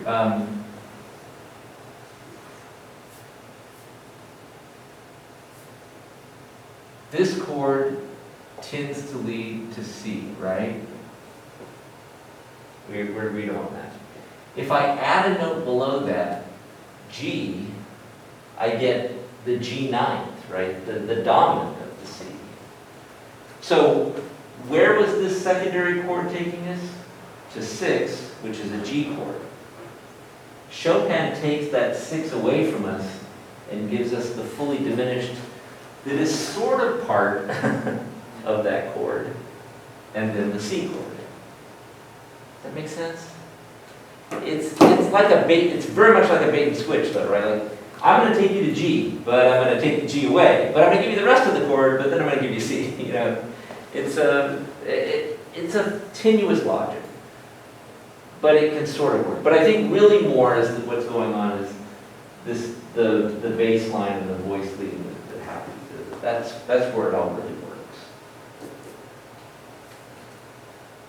So but my point of this is it's possible to introduce a secondary dominant and not resolve it in the way that you expect all the time. Okay? Even though we think that those come up, they don't always come up that way. And sometimes we do have like a deceptive resolution of a secondary dominant. Any questions about that?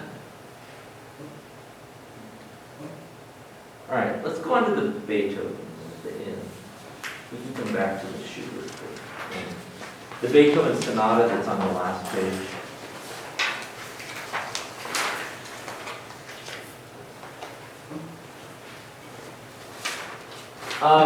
And again, this is an excerpt. This is from the middle of the sonata. But we'll start here. Okay, so we'll pretend that he modulated to E major, and boom, we're in E major. Okay.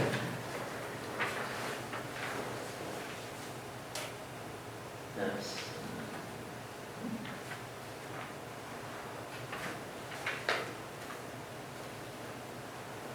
Okay, so if we're in E major,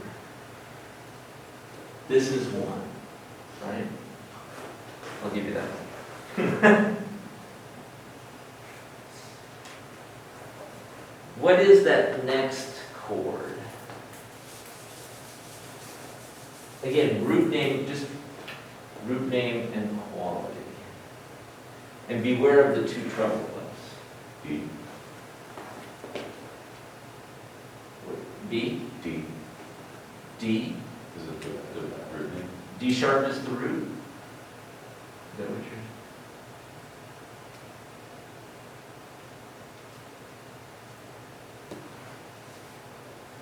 Oh, sorry, no. Right, D sharp. It's just B, D sharp, F sharp, A, D sharp, F sharp. We've got two chords. Hmm? Do we have two chords there on top of it? No. No, these are both treble clefs, right? Treble Right. clef here and treble clef still there. So B, D sharp, F sharp, A, D sharp, F sharp. Oh. It's kind of like if you want to visualize on the keyboard, the hands are really close together, right? So this, let's say your thumb is playing that one, your other thumb is going to be up there on the A just above. So this would be, It's a B7. yeah, B, D sharp, F sharp, and then the A, and then D sharp and F sharp. So yeah, it's just a B7. In the key of E, it's just our B dominant 7. So that would be a 5/7, right? So, just to clarify, we modulated from C major to E, or? Yeah, well, this is part of that modulation. So that's already occurred measures before. Okay? So don't look at the key signature. So, We're looking at the context.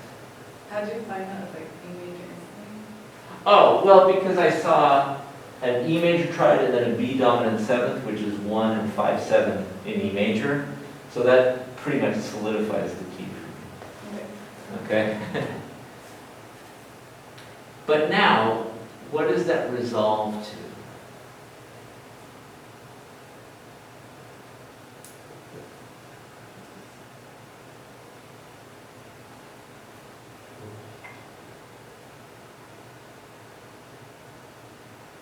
Isn't that the C's?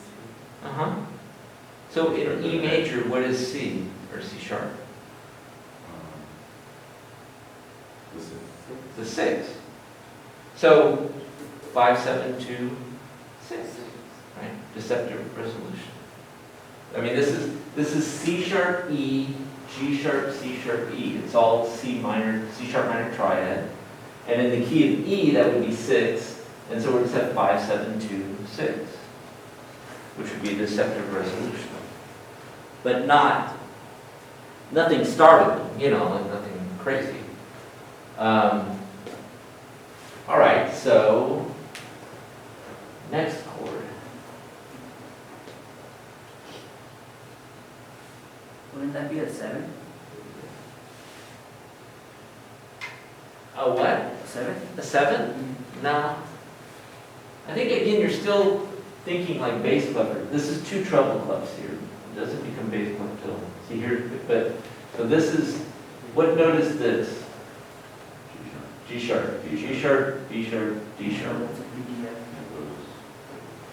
G sharp, B sharp, B sharp. G sharp, B sharp. Well, let's do this.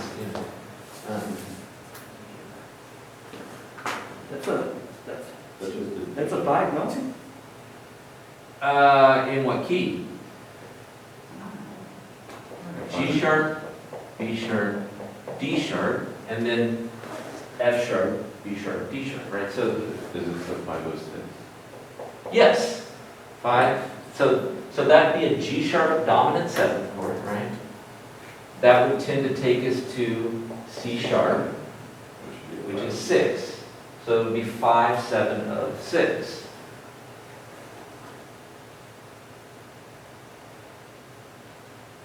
Does that make sense? Okay. Just look at the other chord. So this is, in some ways, sometimes these chords, like, if you just think of this as G, B, D, F, right? So if you just thought of it as an ordinary G dominant 7th chord, with everything bumped up a half step, right? So it becomes a G sharp dominant 7th. So a G sharp dominant seventh in the key of C sharp minor would be the dominant. Right? So, or again, if you want to think of that as resolving up a fourth, like the root of the chord is the dominant relationship. I totally missed it. I'm sorry? Can I come in? Sure. Just to visit? Okay. Can I come in to visit? No. Yes? If yes, Okay, yes. thank you. I just wanted to go back to my visit. I was looking for information. Okay. I'm sorry, can you rewind? Okay. I totally missed it. Yeah. So G sharp, B sharp, D sharp, F sharp, right, is a G sharp dominant seventh.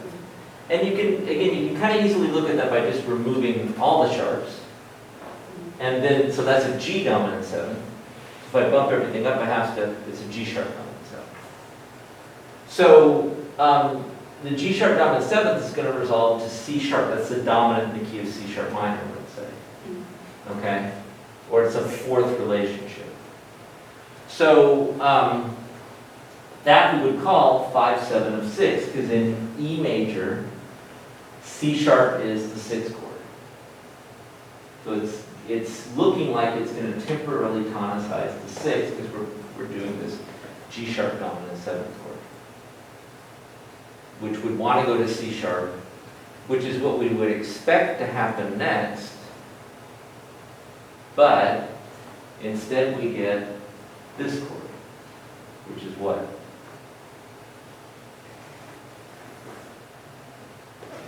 A, C sharp, E, C sharp. It's the fourth chord, right? Yeah. So, how would you explain that? I can't, forget it. But no, there actually is a logical explanation for the fourth chord occurring after that.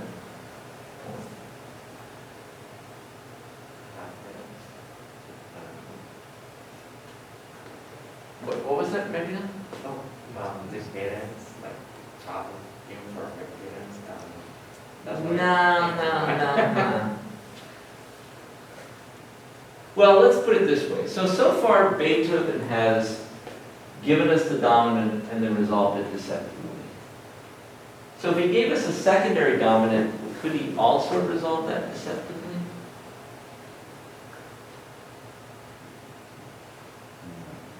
No? Yeah, but I don't think he wants to. Well, let's say I'm in this key of C sharp minor, which is 4 sharps, right? Just like E major. And I introduce a G sharp dominant seventh chord. What would its deceptive resolution be? It would be the 6, right? It'd be this, because we're thinking C sharp minor now, by the way, not E major. We're thinking relative. What is 6 in the key of C sharp minor? A. Right? And what is this chord? A.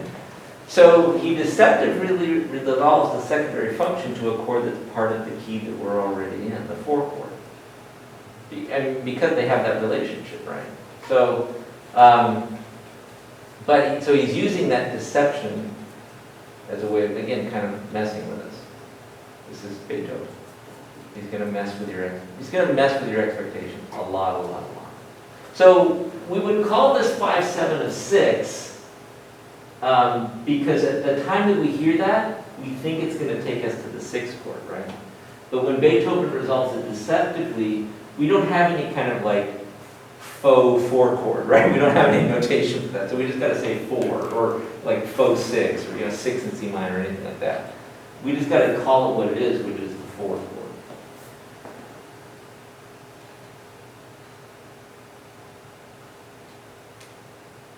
Your jaws aren't dropping. This is amazing.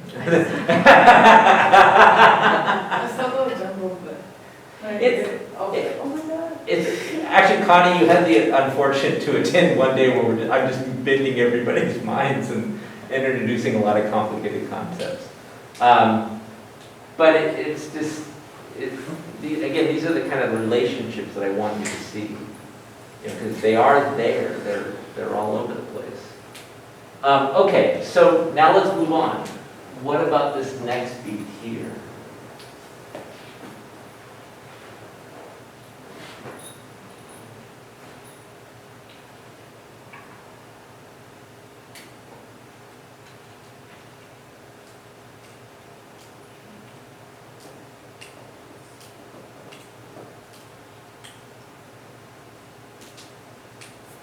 Well, so now we're in bass clef.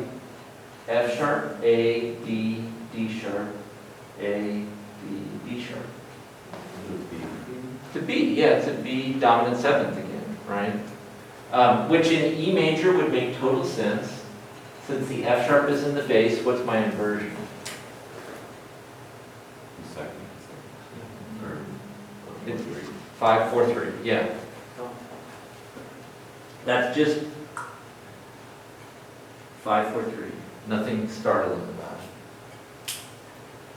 And when it resolves to what?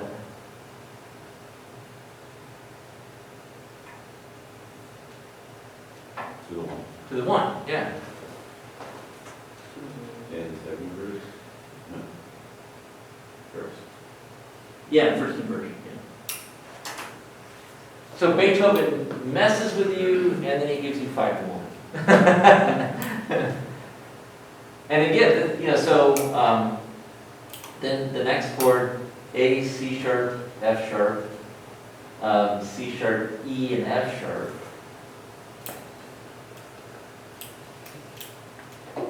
Any,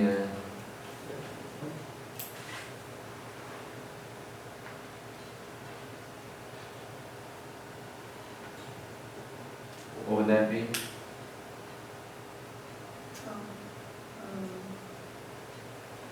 C sharp. No, A is not the root. A sharp. I have A, C sharp, and F sharp, right? Those are these 3 notes. And then C sharp already, E, Oh, F sharp. and F sharp. Yeah. So what's the root? F sharp, right? If I put F sharp on the bottom, and then A and C sharp, and then E. So what's the root name and quality of that chord? The seventh one. No. The root is F sharp. 2. It's a, yeah, F sharp. What kind of seventh though?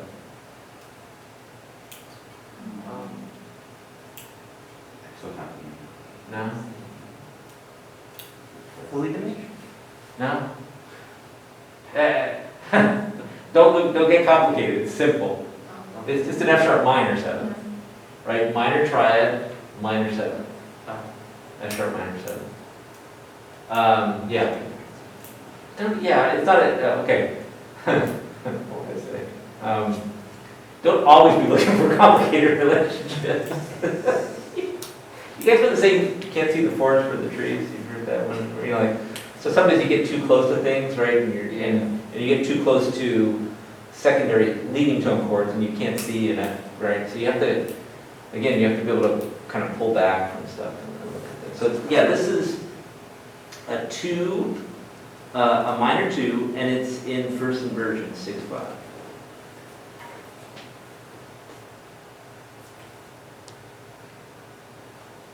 And then what's the next chord there?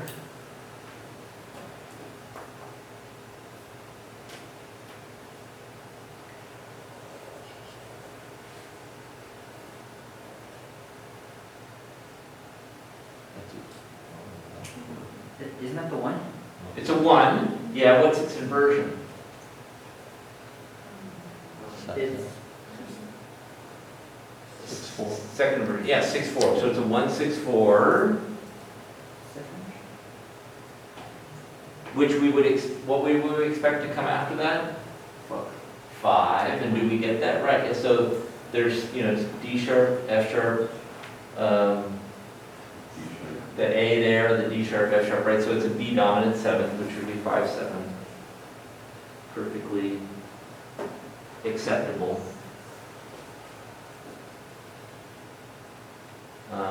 And then 1, right?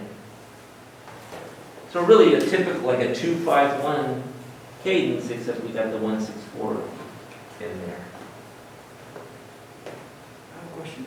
Mm-hmm. This is going back to the secondary dominant, where Uh-huh. we have the 5/7 and then the 6. Uh-huh. What key is that in? What key are we getting that from? We're in E major still. So when we hear this G sharp dominant 7th chord, Uh-huh. we hear it as 5/7 of 6. It's going to take us to C sharp. But we don't get that. But we're still going to label it as tonicizing the C sharp until we hear otherwise. Okay, C sharp. Yeah, C sharp, yeah. Thank you. But it's resolved deceptively to the 6 of the key that we thought we were in. If that makes sense. It's some complicated relationships. We'll get I'm So sorry. it's the there. We'll get 6. there though. Okay. Well, it's just, again, at this point, Beethoven is exploiting more complicated relationships than previously the composers, because he's pushing the envelope to create, to like kind of mess with what you expect. So a lot of newer music is based on kind of messing with your expectations, right? Like you expect the chord to go this way, and now it's going this way. So if you ever listen to Debussy, Debussy is doing that too. So Debussy taking the romantic tradition of the century, the 19th century. At the end of that, Debussy is thinking, well, now Beethoven's boring. I'm going to do something where chords don't even function like we would expect them to. And that's kind of what Debussy is about. He's some of these functions aren't even in Debussy, because he's trying to surprise you even more. Although I'm simplifying. Okay, so let's follow it through to the end. This chord, It's a 5/7. 5/7, yeah. Next one is a 6. A 6, yeah. So again, Beethoven is pulling this same trick on us, right? 5/7 to 6, 5/7 to 6. This chord looks so gnarly, but we've seen it before. What is it, Magda? Is it the same one? No, it's the 5/7. Yeah, it's the G sharp dominant 7th, right? Yeah, so it's 5/7 of 6 again.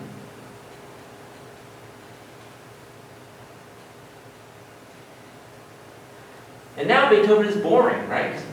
Because he resolved 5/7 of 6 to 4. What does he do here? He resolves 5/7 of 6 to 4. Ah, please. I've seen it a million times, Beethoven.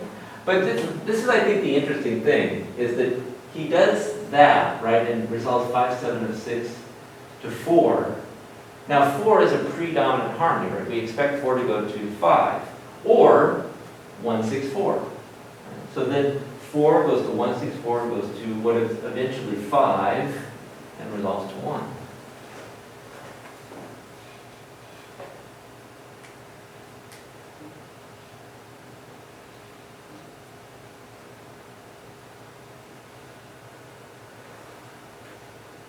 So here, it's in all this kind of like, he doesn't come to a root position 1 yet, right? But here, we get the more perfect, the fuller perfect authentic cadence. So here he's just sort of stretching things out, elongating the cadence. Here he's finishing off this section by giving us 1-6-4-5. Oops, I should say 5/7.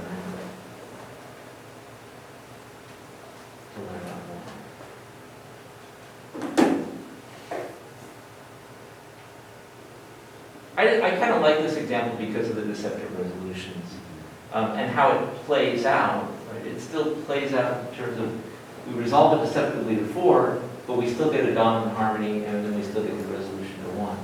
you know, we resolve it deceptively to 4, then we get 1, 6, 4, 5, 7, and 1. So there are, you know, the relationships are deceptive, but still strong enough, I think, to make us feel. Any questions about that? Okay. So secondary leading to the chord, secondary dominant. And this, that whole idea I was talking about fluency at the beginning of understanding a chord in multiple contexts. If you can work that piece, and I know it's difficult, you know, but if you can work that piece, that I think is a big key to unlocking a lot of like perspectives. Even on into harmony 3, where you start talking about augmented 6 chords, if you can understand those chords, and it's a different functional context, it still helps you, you know, like to be able to have that flexibility to understand them in a different context. And there's one of the augmented 6 chords can be spelled inharmonically too. Actually, 2 can be spelled inharmonically. So there's that talk about, we were talking about inharmonic spellings, like taking the dominant, or diminished, fully diminished, and respelling it. You can do the same thing with some of the augmented 6 chords with dominant 7s. And so that, again, that flexibility of looking at a chord with the keys is important. Any questions, comments, confusions? Many. Well, see, I mean, that makes me think, like, we talked our way through this, and I think you all get it. You know, you all understand the logic of it. But if you were confronted with it initially, if I just said, here, analyze this, it would be a trial, right? Like, without me guiding you through it. But eventually, if you do this enough, you won't need me to guide you through it. I guarantee you. But you need to go through this process. So every piece of music that you look at, that you work with, that you write, whatever, be thinking about this stuff. Don't just do it, but try and then that will help strengthen your understanding of these relationships. That's why in your music major, we want you performing music and ensemble, because hopefully there you're looking at the music and how it works. We want you playing piano, because hopefully there in the pieces that you're playing, you're looking at it. The songs that you guys are singing. You know, I mean, I know you don't want to analyze the whole piece. That's okay. But what's interesting, and what could you maybe in that's like this to understand? Does that make sense? So don't just take the stuff and then go, okay, forget about it. I don't care about it anymore. You know, try to apply it to the things that you do. That will help you develop this fluency better than just studying theory and then taking notes and not doing anything with it. Okay? All right. Well, you guys can email me. I mean, this is our last session for the summer, but you can email me. Of course, I'll see you in fall. And if if you're running into problems in Harmony 3 or Harmony 2 in fall, you can still email me or come see me or grab me in the hallway. Say, I'm not quite getting this. It's fine, okay? Feel free to contact me and we can work through it. Sometimes just hearing it from another perspective is helpful, right?